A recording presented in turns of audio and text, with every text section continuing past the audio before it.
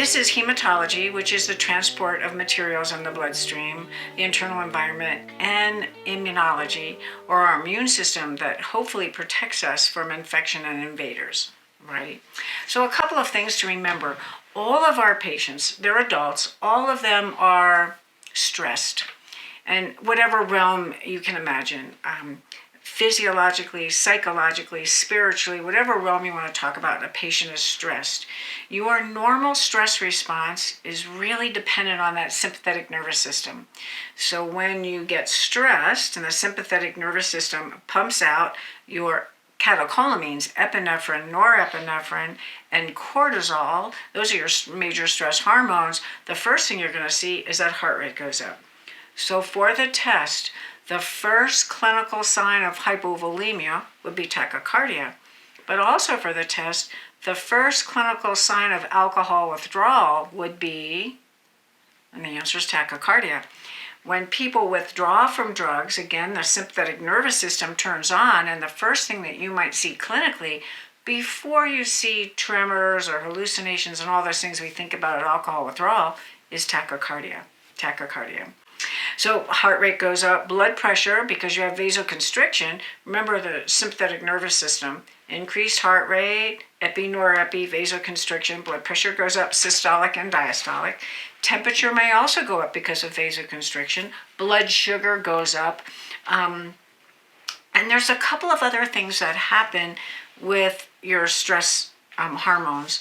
Number one is that the parietal cells in your stomach will begin to secrete more hydrochloric acid. And you think, well, why does that help you? Why is that compensating, and why does that help you in stress? Because you have to think about medical anthropology. In those days, before electricity, before we could save food, people who were running from war, from fire, or going on long hunts used to carry dried meat. And dried meat, when you eat any kind of protein like a meat, you need acid in your stomach to start to break down that protein so it can be nitrogen and amino acids, so it can be absorbed by the body and utilized. So that acid in your stomach at short term is very good. But when I was first a nurse, 1971, in the ICU, the leading cause of death of people who are on a ventilator manager, intubated on mechanical ventilation, their number one cause of death was GI bleeding. They used to develop from stress, big gastric ulcers, and would hemorrhage and die. So somewhere around 1978, I'm not exactly sure of the date, somewhere around that time, God invented Tagamet. And then what happened after that? Every single patient, and even today, every patient who is admitted to the hospital is put on a PPI or H2 blocker to prevent that high gastric acid content. Now, what we've learned in these last just few years is that we shouldn't keep them on those medications.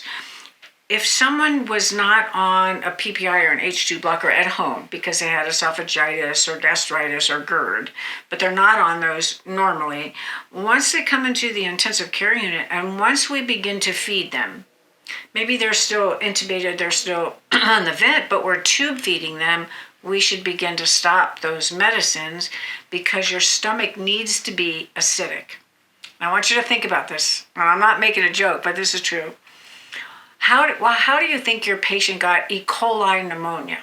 E. coli in your body only lives in one place. It lives in the colon. So I guarantee you that nobody crapped down the patient's ET tube. The patient didn't play and poop and stick it up their nose. How did they get E. coli bacteria in their lung? Well, if they have an alkaline stomach, because we have them on an H2 blocker or a PPI, the colon is alkaline, so those bacteria, those gram negatives and gram positives that live in the colon, then swim up the GI tract into the stomach. And if that patient vomited and aspirated, now they've aspirated E. coli into their lung. The other way that can happen is translocation in the colon.